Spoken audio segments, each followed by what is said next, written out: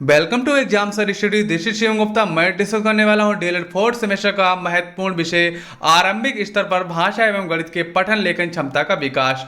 आप जान सकते हैं इस पेपर में आपको मिलते हैं 50 नंबर, यानी कि आपका 50 नंबर का पेपर है।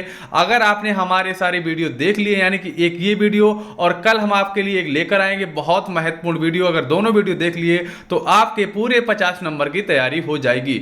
इसमें हम डिस्कस करेंगे संपूर्ण किताब का अति लघुत्तरीय प्रश्नों का निचोड़, यानी कि आपके जितने भी अति लघुत्तरीय प्रश्न आने वाले हैं सारे प्रश्नों का निचोड़ मैं लेकर आया हूं। यानी कि बहुत सारे इंपॉर्टेंट क्वेश्चन जो आपके हैं उन क्वेश्चन को मैंने इस वीडियो में रखा है। हमारे वीडियो पर डीएलएड की सभी सेमेस्टर की तैयारी तथा डीएलएड की महत्वपूर्ण जानकारियां मिलती रहती हैं, इसलिए हमारे चैनल को सब्सक्राइब कर लें और सब्सक्राइब करने के बाद आप नोटिफिकेशन के लिए बेल आइकन को प्रेस कर दें, जिससे सारे आपको नोटिफिकेशन मिलते रहें। चलेंगे फ्रेंड्स अपने पहले क्वेश्चन पर। हमारा पहला क्वेश्चन क्या है, इसके अलावा पहले हम आपको बता दें कि सारी वीडियो की जो पीडीएफ है हमारे Telegram group exam sir study में आपको मिल जाएगी, जिसकी लिंक जो है आपको डिस्क्रिप्शन में उपलब्ध करा देंगे। इसके अलावा आप टेलीग्राम पर सर्च कर सकते हैं एग्जाम सर स्टडी को, जिसमें आप ऐड हो जाइए, जिसमें आपको सारी की सारी पीडीएफ मिलती रहेंगी। इससे पहले भी मैं पीडीएफ डाल चुका हूं। चलता हूं फ्रेंड्स अपने अगले क्वेश्चन पर। अगला मेरा पहला क्वेश्चन हो जाएगा, भैया पठन से आपका क्या अभिप्राय है।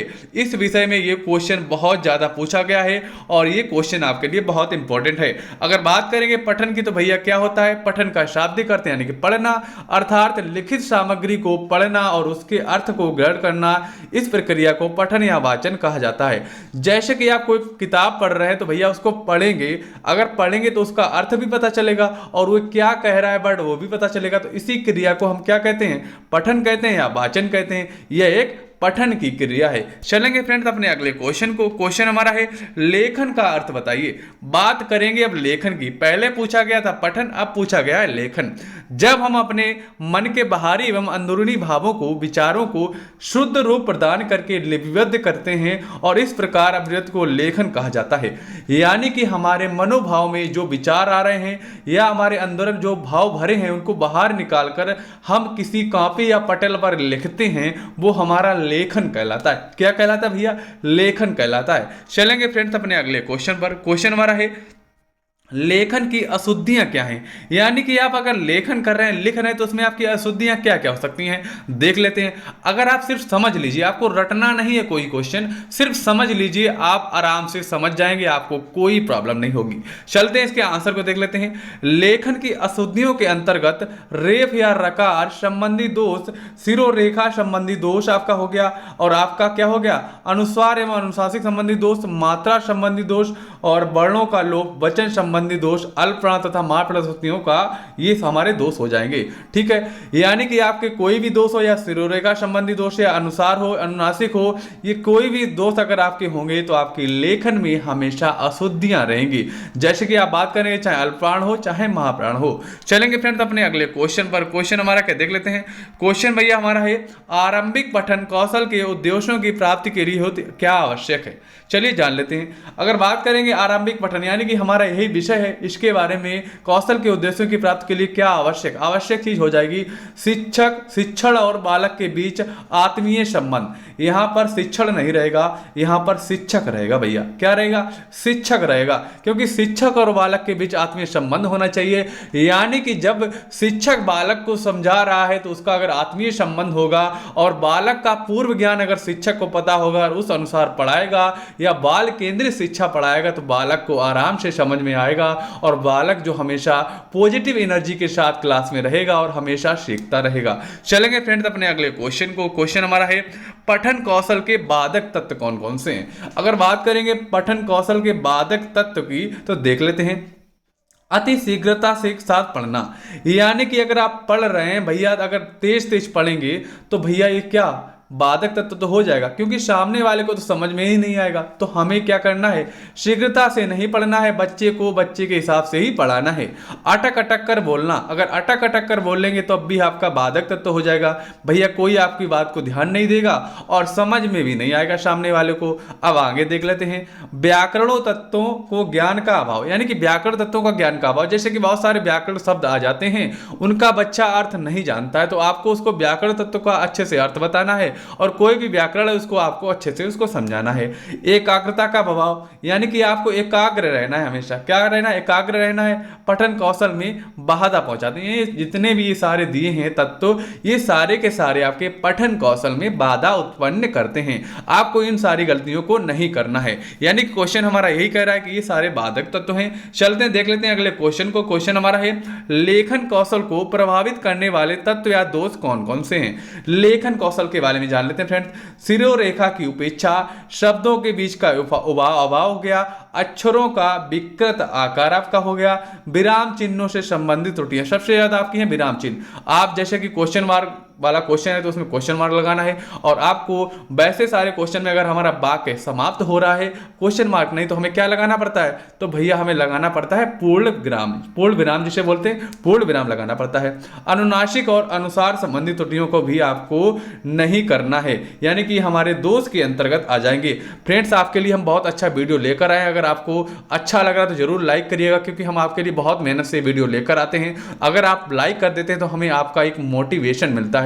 और लाइक करिए, आपने अगर चैनल को सब्सक्राइब नहीं किया सब्सक्राइब कर लें, जिससे आपको अगले वीडियो भी मिलते रहें। चलेंगे फ्रेंड्स अपने अगले क्वेश्चन पर। क्वेश्चन हमारा क्या देख लेते हैं। क्वेश्चन हमारा है वाक्य कितने प्रकार के होते हैं। अगर वाक्य की भैया बात करेंगे तो भैया वाक्य हमारे होते हैं 8 प्रकार के। अब बात करेंगे भैया कौन कौन से होते हैं, तो हमारा पहला हो जाएगा विधानार्थक हो जाएगा, और दूसरा हो जाएगा निषेधार्थक, और तीसरा हो जाएगा प्रश्नार्थक, और चौथा आपका है आज्ञार्थक, पांचवा है संदेहार्थक और संकेतार्थक, छठा हो गया, और सातवां भैया होगा इच्छार्थक, और तथा हो गया हमारा विस्मयार्थक हमारा हो गया। यानी कि ये हमारे सारे के सारे 8 प्रकार के भैया क्या हो गए, वाक्य हो गए। देख लीजिएगा आपका क्वेश्चन आ जाएगा तो आप आराम से कर देंगे अतुल्यगोत्री को। चलते हैं अपने अगले क्वेश्चन पर। क्वेश्चन हमारा है वर्ण किसे कहते हैं। वर्ण के बारे में आपको बताना है। जिनको खंड खंड ना किया जा सके अखंड मूल ध्वनि को ही वर्ण कहा जाता है।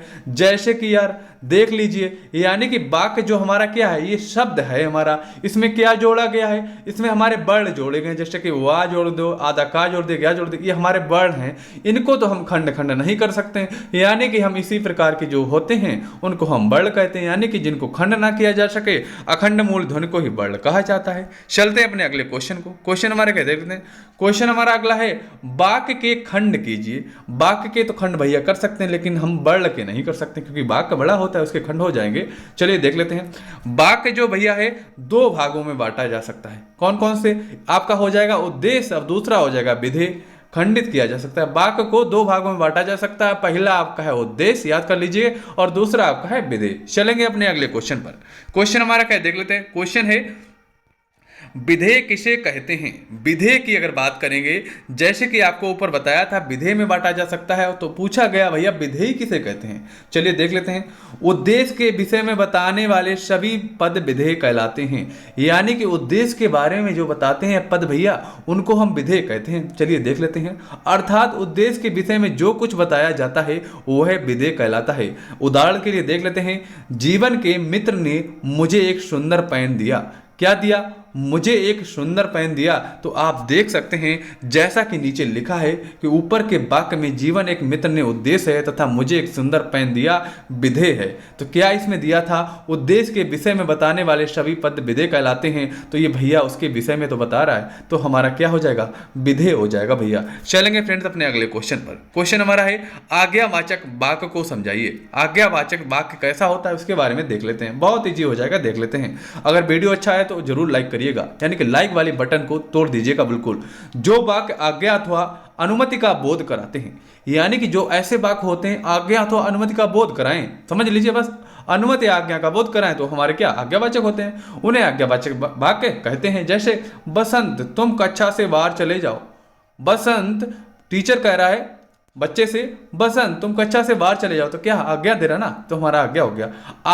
अब आप बैठ सकते हो, अब आप बैठ सकते हो, ये अनुमति हो गई, यानी कि आपने अनुमति मांगी और टीचर ने कहा अब आप बैठ सकते हो भैया, ठीक है, ये हमारा अनुमति होगी। चलते हैं अपने अगले क्वेश्चन पर। क्वेश्चन है वर्ण कितने प्रकार के होते हैं। अगर वर्ण की बात करेंगे तो भैया हमारा एक होता है स्वर, एक होता है व्यंजन। क्या, एक होता है स्वर और एक होता है व्यंजन। चलेंगे अपने अगले क्वेश्चन पर। क्वेश्चन है ध्वनि क्या है। ध्वनि भैया है, देख लेते हैं। हिंदी भाषा में ध्वनि का शब्द अर्थ सीमित है। ध्वनि का अर्थ सीमित है। यहाँ ध्वनियों के से हमारा तात्पर्य उन ध्वनियों से जिनका हम अपने मुख से उच्चारण करते हैं। यानी कि जो कुछ हम बोलते हैं मुख से उच्चारण करते हैं वो हमारी क्या है, वो हमारी ध्वनियां हैं भैया। क्या है, ध्वनियां हैं। चलेंगे अपने अगले क्वेश्चन पर। क्वेश्चन है ध्वनि के प्रकार बताइए। ध्वनि के प्रकार देख लेते हैं। ध्वनि के प्रकार स्पष्ट करने के लिए ध्वनि उत्पादक अवयवों को जानना आवश्यक है। निम्न आपके हो जाएंगे। कंठ हो गया, कंठ यानी कि क्या हो गया, का वर्ग हो गया। तालु यानी कि क्या हो गया आपका, चा वर्ग हो गया। मूर्धा आपका क्या हो जाएगा, टा वर्ग हो जाएगा। दंत आपका क्या हो जाएगा, दंते ता वर्ग हो जाएगा। ओष्ठ आपका पा वर्ग हो जाएगा। जीवा, नासिका ऐसे आपके वर्ण हो जाएंगे। नासिका की बात करते हैं, जैसे अंग लग जाता है हमारा नासिका के अंतर्गत आ जाता है। बात आती है भैया बालाघात। बालाघात जो आपका है ये बहुत पूछा गया है, इसको बहुत ध्यान से देख लीजिएगा।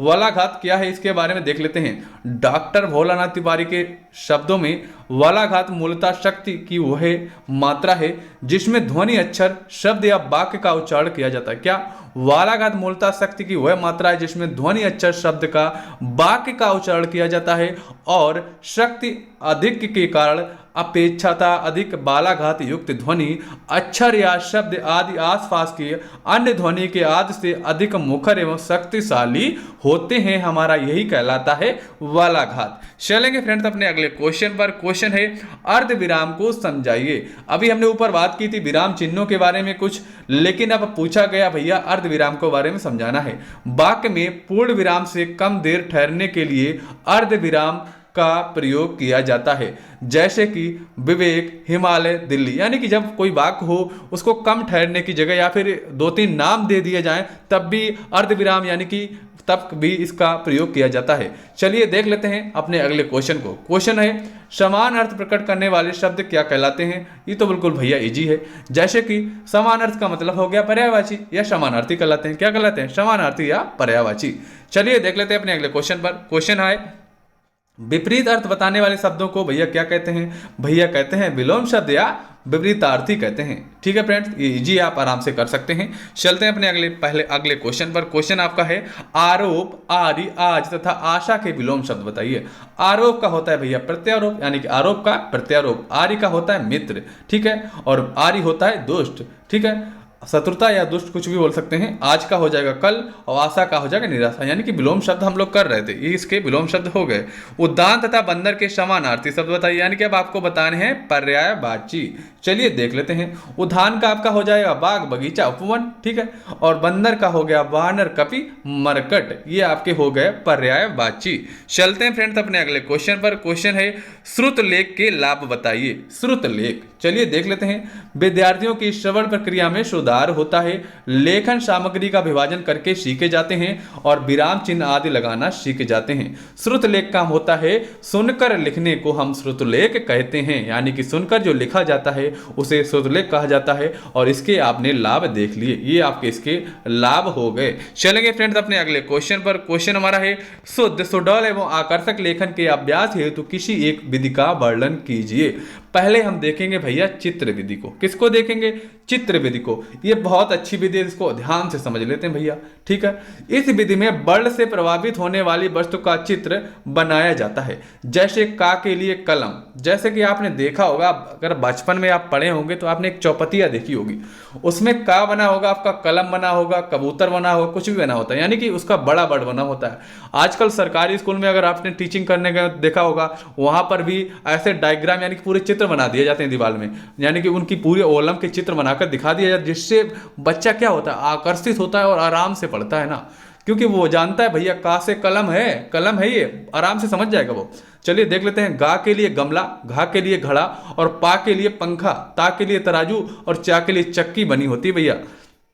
इस प्रकार खेल खेल में बच्चों को वर्ण रचना सिखाई जाती है, क्योंकि भैया बच्चे जो है खेल खेल से ही सीखते हैं। जैसे कि आप जानते हैं मांटेसरी विधि, यानी क्या होता है, इसमें खेल खेल से ही सिखाया जाता है। हिंदी के प्रत्येक वर्ण के लिए अलग अलग चित्र उपलब्ध हैं। जैसे विद्यार्थी वर्ण लिखने में निपुण हो जाएगा तब उसे मात्रा लिखने की शिक्षा दी जाती है। मतलब पहले उसको वर्ण सिखाए जाते हैं, कैसे, उनके चित्र बनाकर, उसके बाद उसको मात्रा सिखाई जाती है। चलते हैं अपने अगले क्वेश्चन पर। क्वेश्चन हमारा है सम संख्याएं लिखिए।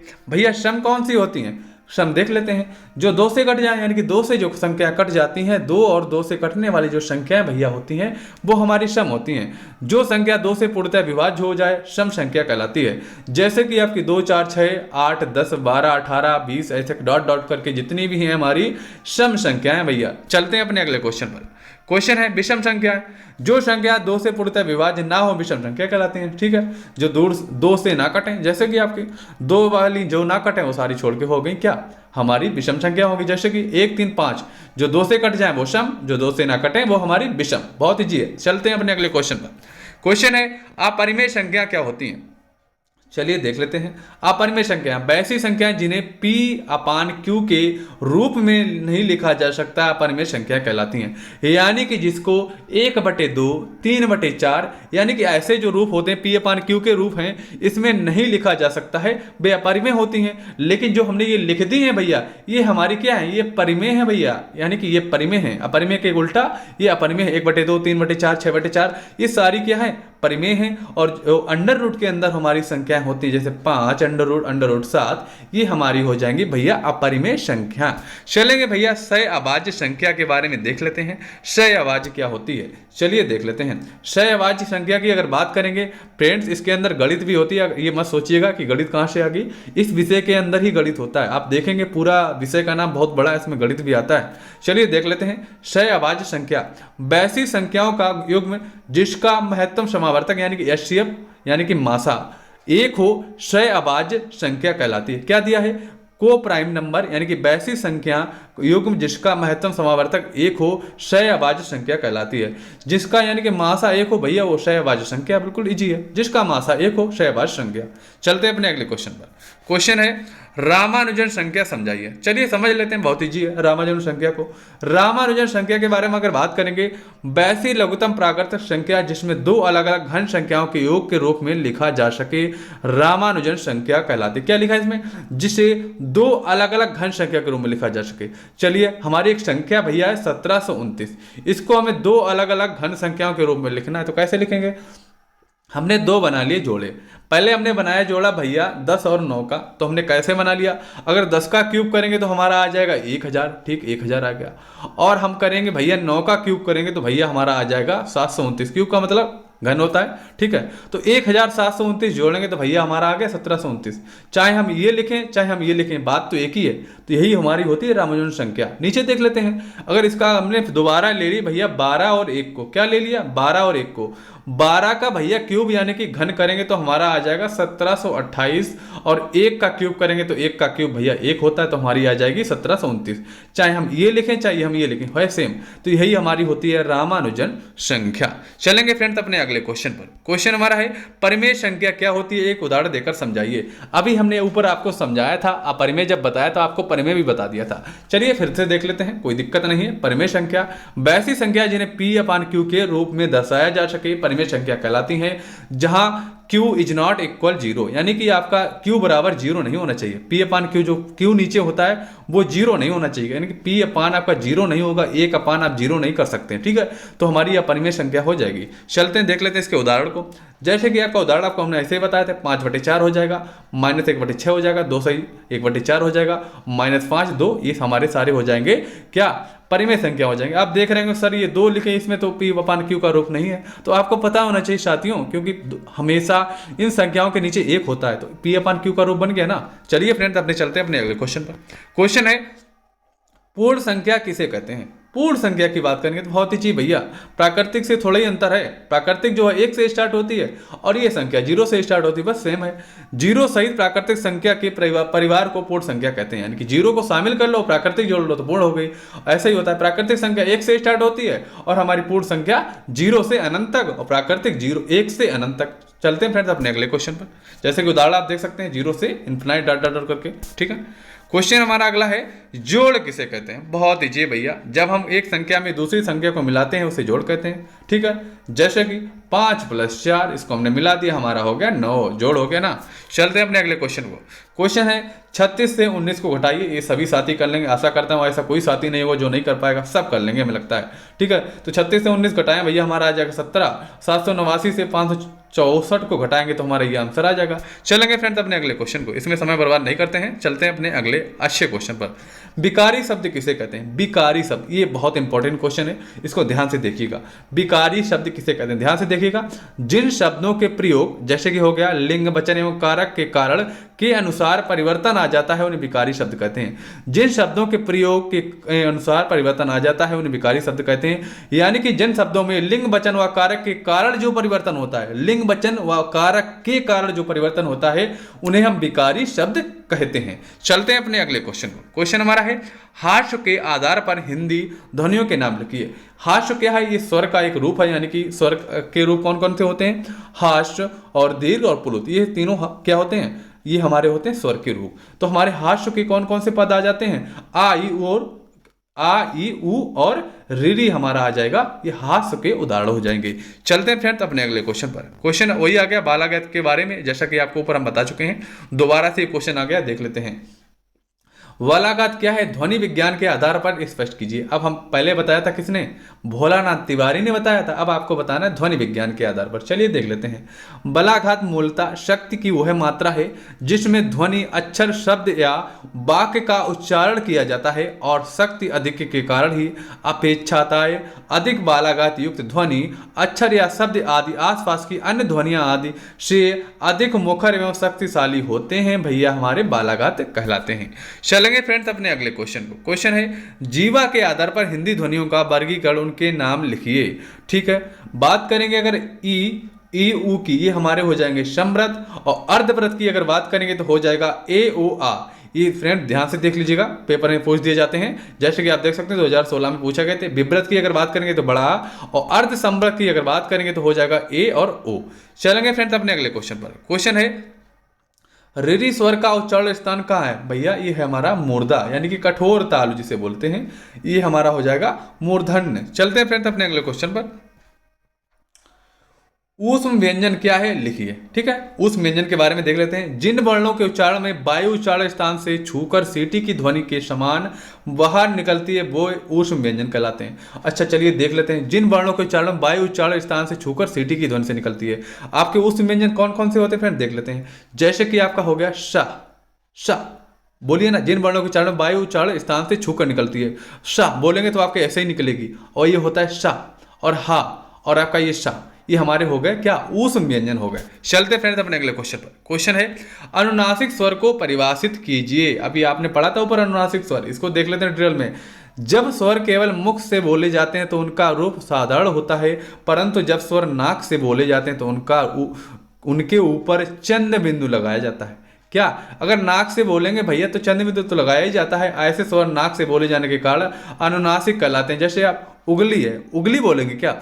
जब हमको यानी हमको या आपको भैया नाक से तो बोलना ही पड़ेगा। अब हम बोलेंगे उंगली, यानी कि नाक से निकला ना, उगली बोलेंगे तो गलत हो जाएगा। आदि नहीं बोलेंगे ना, आंधी बोलेंगे, क्योंकि हमें नाक से बोलना है। यही हमारे हो जाएंगे अनुनासिक के उदाहरण।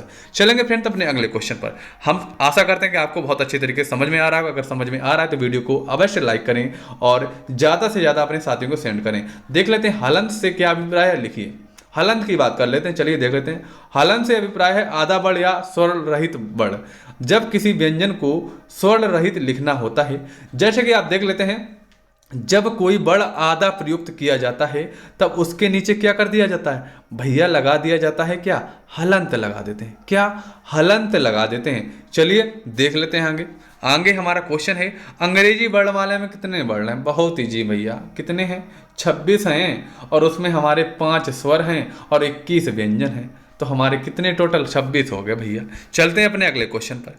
क्वेश्चन है चा वर्ग की ध्वनियां कितनी है? नाम लिखिए। यानी कि चा क्या होता है? चालू, यानी कि तालु। क्या हो जाएगा? चालू से तालु, तालु से याद रखो चालू, यानी कि तालु बोलेंगे तो हमेशा चालू बोल देंगे तो चा वर्ग आ जाएगा, ऐसे याद रखिएगा। तो हमारा हो जाएगा भैया कंठ जैसे होता है का, तालु का चालू, ऐसे हम याद कर लेते हैं। तो हमारा चा वर्ग का हो जाएगा पूरा का पूरा चा वर्ग, यानी कि हमें तालु वर्ग पूरा तालव्य वर्ग बताना है। तो तालव्य वर्ग हो जाएगा हमारा चा छा जा जहां वहां हमारे हो जाएंगे तालव्य वर्ग। चलते हैं फ्रेंड्स अपने अगले क्वेश्चन पर। क्वेश्चन है गुणा में कौन कौन सी संक्रियाएं होती हैं। गुणा की भैया बात करेंगे तो भैया उसमें क्या क्या होता है। गुणा में भैया आपका होता है गुणनफल, गुणज और गुणांक। ठीक है, चलते हैं फ्रेंड्स अपने अगले क्वेश्चन पर। क्वेश्चन हमारा है 345 में सभी अंकों का स्थानीय मान ज्ञात करना है। पहले देख लेते हैं भैया इकाई अंक। इकाई अंक का तो हमारा सेम वही हो जाएगा क्योंकि इकाई होता है 5। अब करेंगे दहाई अंक की बात। दहाई में हमारा सिर्फ 4 है, लेकिन इसको हमें दहाई बनाना है तो हम लगा देंगे 0। दहाई में लगता है 1 0। अब चलते हैं भैया सैकड़े पर। 3 हमारा सैकड़ा है तो सैकड़ा में हमने लिख दिया 3 और इसको हमें सैकड़ा बनाने के लिए चढ़ा देंगे 2 0, तो हमारा हो जाएगा 300। ऐसे देख लेते हैं इकाई, दहाई और सैकड़ा। चलते हैं फ्रेंड्स अपने अगले क्वेश्चन पर। क्वेश्चन हमारा क्या देख लेते हैं। क्वेश्चन है शास्वर पठन से आप क्या समझते हैं। शास्वर पठन की बात करते हैं। स्वर सहित वाचन शास्वर पठन वाचन कहलाता है या शास्वर पठन कहलाता है। स्वर सहित वाचन शास्वर पठन कहलाता है, अर्थात लिखी हुई विषय वस्तु को देखकर शास्वर पढ़ना शास्वर पठन है। शास्वर वाचन के 2 भेद होते हैं। पहला आपका हो जाएगा आदर्श वाचन और दूसरा हो जाएगा अनुकरण वाचन। शिक्षक द्वारा किया जाने वाला वाचन आदर्श वाचन कहलाता है। अनुकरण वाचन छात्रों द्वारा किया जाता है जो छात्र अध्यापक के अनुसार करते हैं।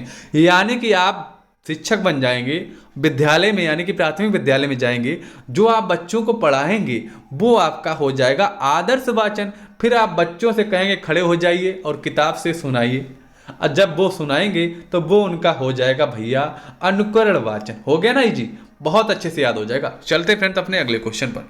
क्वेश्चन हमारा है भाषा शिक्षण में उचित आरोह अवरोह की कठिनाइयां उत्पन्न होने के 2 प्रमुख कारण कौन कौन से हो जाएंगे।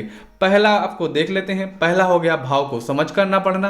भाषा शिक्षण में उचित आरोह अवरोह कठिनाई उत्पन्न करने के, यानी कि अगर आप किसी किताब को पढ़ रहे हैं उसमें जो रुकावट है आरोह अवरोह है, ये कौन कौन से कारण हो सकते हैं। भाव को समझ करना पढ़ना, यानी कि आप किताब पढ़ रहे हैं लेकिन बस रटादर पढ़ते जा रहे हैं, आपको भाव के हिसाब से पढ़ना है। यानी कि जैसे कहानी नहीं होती है, जैसे कोई आ जाता है यानी कि भालू ने ये कर दिया ये कर दिया, उस भाव के हिसाब से पढ़ना जिससे बच्चे अटैक्शन हो और आपको ध्यान से पढ़ें। और धारा प्रवाह का अभाव, यानी कि जब आप धारा प्रवाह, यानी कि आप जैसे किसी शब्द को पढ़ रहे हैं, लाइन को कभी तेज कभी फास्ट कभी धीरे, आपको ध्यान से पढ़ना है, क्या कह रहा है उस अनुसार पढ़ना है। मूल भाव के विपरीत पठन, यानी कि भाव के विपरीत आप पठन कर रहे हैं तब भी आपका गलत हो जाएगा। शीघ्रता से पठन, आपने फर्राटा मार पढ़ते ही चले गए तब भी गलत हो जाएगा। चलते हैं फिर अपने अगले क्वेश्चन पर। क्वेश्चन हमारा क्या देख लेते हैं। क्वेश्चन है असुंदर लेखन के 2 कारण बताइए। असुंदर यानी कि खराब लेखन के 2 कारण क्या हो जाएंगे, चलिए देख लेते हैं। गलत लेखन के कारण, लिखते समय बालक के बैठने का ढंग उचित ना होना, यानी कि बालक अगर लिख रहा है अगर सही से नहीं बैठेगा तो भैया कहाँ से सही लिखेगा। चलिए दूसरा देख लेते हैं। लिखने की कॉपी और आंखों की दूरी उचित ना होना, आपको पता है कि उचित दूरी होनी चाहिए, क्योंकि अगर पास में ज़्यादा कर दिया तब भी दिक्कत, ज़्यादा दूर रख देगा तो भैया हाथ कैसे चलाएगा अच्छे से, है ना। कलम पकड़ने का ढंग ठीक ना होना, क्योंकि आपको पता है कलम कैसे पकड़ी जाती है, कैसे पकड़नी चाहिए उस तरीके से पकड़नी चाहिए। बहुत सारे बच्चे तो पता है आप उल्टे हाथ से भी होते हैं। विराम चिन्हों का उचित प्रयोग ना किया जाना, ये तो भैया बहुत मुख्य बात है, क्योंकि विराम चिन्ह जो हैं जरूरी लगाने हैं समय समय पर, यानी कि जहाँ लगते हैं उनको लगाना जरूरी है, और ये क्वेश्चन इंपॉर्टेंट है जैसा कि आप देख सकते हैं। चलते हैं फ्रेंड्स अपने अगले क्वेश्चन पर। क्वेश्चन हमारा है पठन कितने प्रकार का होता है। भैया पठन जो आपका है 4 प्रकार का होता है। मुद्रा भाव पठन, दृश्य पठन, अभिनय पठन और चित्र पठन। ठीक है, ये हमारे हो गए भैया पठन के प्रकार, बहुत इंपॉर्टेंट है, ध्यान से देख लीजिएगा। चलते हैं अपने अगले क्वेश्चन पर। क्वेश्चन आपका है शब्द किसे कहते हैं। शब्द की परिभाषा इस प्रकार है, निश्चित अर्थ को अभिव्यक्त करने वाले वर्णों के समूह को शब्द कहते हैं।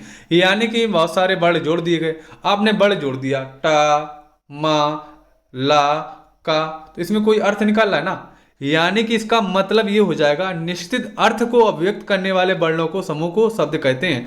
वर्ण का समूह तो कभी भी आप लगा सकते हैं, लेकिन उसका एक निश्चित अर्थ भी निकलना चाहिए, तभी हम उसको शब्द कहेंगे। जैसे मोहन, यानी कि इसको हमें क्या जरूरत पड़ी, माँ की जरूरत पड़ी, बड़े ओ की मात्रा की जरूरत पड़ी, हा की जरूरत पड़ी, ना की जरूरत पड़ी, लेकिन इससे हमारा एक नाम बन गया, ठीक है, जिसका एक अर्थ है।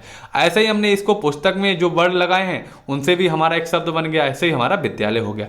यानी कि ऐसे वर्णों का समूह जिसमें कुछ अच्छा शब्द निकले यानी अच्छा अर्थ निकले और निश्चित अर्थ निकले जिसको किसी वर्ण को अभिव्यक्ति करता हो, वही हमारा क्या शब्द हो जाएगा। चलेंगे अपने अगले क्वेश्चन पर। क्वेश्चन है श्रुत लेख किसे कहते हैं। जैसा कि आपको ऊपर हम बता चुके हैं, सुनकर लिखे हुए लेख को श्रुत लेख कहते हैं। यानी कि सुनकर जो लिखा जाता है ये क्या होता है, ये हमारा एक तरीके से इमला नहीं बोला जाता पहले, वही हो गया। सुनकर लिखने जाने को क्या कहते हैं, श्रुत लेख कहते हैं। अध्यापक या कोई छात्र बोलता है एवं अन्य छात्र उसे लिखते हैं। शीघ्रता, सुंदरता और शुद्धता के साथ लिखा लेख वास्तव में श्रुत लेख है। ठीक है, जैसा कि आपको पता हो बचपन में आपने इमला जरूर लिखा होगा, उसको ही श्रुत लेख बोलते हैं। चलते फ्रेंड्स अपने अगले क्वेश्चन को। क्वेश्चन है स्पर्श व्यंजन का क्या आशय होता है। चलिए जान लेते हैं। स्पर्श व्यंजन को बहुत अच्छे से समझ लेंगे, आपको कभी नहीं भूलेंगे। जिन व्यंजनों के उच्चारण में मुख द्वार को बंद करके इस प्रकार बोलते हैं कि हवा उच्चारण स्थानों को स्पर्श मात्र स्पर्श व्यंजन कहलाते हैं। जैसे का, खा, देख लीजिए बिल्कुल वैसी हवा निकल रही ना जैसे बताया गया। अगर बात करेंगे स्पर्श व्यंजन की तो भैया कितने होते हैं, अगर पूछ दिया जाए क्वेश्चन स्पर्श व्यंजन भैया आपके होते हैं कितने, 5। कौन कौन से वर्ग हो जाएगा आपका, एक हो जाएगा भैया KTM 2, ऐसे याद कर लो। का मतलब हो गया कंठ, टा का मतलब हो गया तालब्य या तालु, KTM मूर्धन्य हो गया। और अब क्या क्या हो गया, KTM 2, 2 का मतलब हो गया 2, KTM 2 का मतलब हो गया दंत और ओ का मतलब हो गया ओष्ठ। ठीक, यही हमारे हो गए स्पर्श व्यंजन। सभी यानी कि सभी वर्ग में 5-5 होते हैं। जैसे कंठ में 5, तालब्य में 5, मूर्धन्य में 5 और दंत में 5 और आपके क्या हो जाएंगे, ओष्ठ में 5। तो ऐसे हमारे हो जाएंगे 25 होते हैं टोटल। ठीक है, यही हमारे हो गए स्पर्श व्यंजन। चलते हैं फ्रेंड्स अपने अगले क्वेश्चन पर। क्वेश्चन हमारा है संकर शब्दों को उदाहरण सहित लिखिए। आपको संकर शब्दों को उदाहरण सहित लिखना है। ये शब्द दो भाषाओं के शब्दों को मिलाकर बना लिए गए हैं, उन्हें संकर शब्द कहते हैं। जैसे कि यानी कि वो शब्द जो दो भाषाओं से मिलाकर बना लिए गए संकर शब्द कहलाते हैं। यानी कि एक शब्द है आपका देशज, एक है क्या, एक है देशज, एक है विदेशी या और कोई भाषा का, तो वो मिलाकर क्या बना लिए गए, संकर शब्द हो गए। जैसे कि नहीं होता है संकर बीज बनाया जाता है, आपने बड़ा बायोलॉजी अगर पढ़ी होगी तो पता होगा, जिसके बोलते हैं डेवलपमेंट आ गया, कोई हाइब्रिड बीज आ गया, वो संकर बीज होता है। कैसा होता है, संकर बीज होता है, यानी कि वो बनाया जाता है इधर उधर के बीज को मिलाकर। ऐसे हमारा हो जाएगा रेल और गाड़ी, यानी कि गाड़ी आपका हो गया देशज और रेल जो आपका इंग्लिश वर्ड है, ठीक है, विदेशी शब्द है, तो बन गया संकर। ऐसे ही आपका हो गया नेक चलन और ऐसे ही आपका हो गया वर्षगांठ। चलते हैं फ्रेंड्स अपने अगले क्वेश्चन पर। क्वेश्चन हमारा है विलोम शब्द किसे कहते हैं। ये क्वेश्चन आपको बता चुके हैं, यानी कि किसी न किसी तरीके से बता चुके हैं। जो शब्द परस्पर विपरीत अर्थ प्रकट करते हैं उन्हें विलोम शब्द कहते हैं। जैसे कि आपका धनी का निर्धन, प्रकाश का अंधकार, यानी कि जिस शब्द का उल्टा शब्द या परस्पर विपरीत शब्द बताया वो विलोम शब्द होता है। चलेंगे फ्रेंड्स अपने अगले क्वेश्चन पर। लेकिन ये क्वेश्चन फ्रेंड्स आते हैं, इजी जरूर है, आते भी हैं, आपको नंबर देने वाले हैं क्वेश्चन, ऐसा मत सोचिएगा। शून्य को किसी संख्या से भाग देने पर भागफल क्या आता है। बहुत ईजी है भैया, अगर हम 1 में 0 का भाग दे देंगे तो भैया क्या आएगा, कुछ नहीं होगा, अपरिभाषित हो जाएगा ना। तो गणित में जब किसी संख्या को शून्य से भाग करते हैं तो इसे शून्य भजन कहते हैं। इस भाजन में भाजक शून्य होता है। सामान्य गणित में ये भाजन अर्थहीन है, यानी कि अर्थहीन होता है, अतः शून्य से भाजक अपरिभाषित, जैसा कि आपको बताया था अपरिभाषित है। अगर फ्रेंड्स आपको हमारा वीडियो अच्छा लगा तो वीडियो को अवश्य लाइक करें, क्योंकि हमने बहुत मेहनत से आपको पढ़ाया है।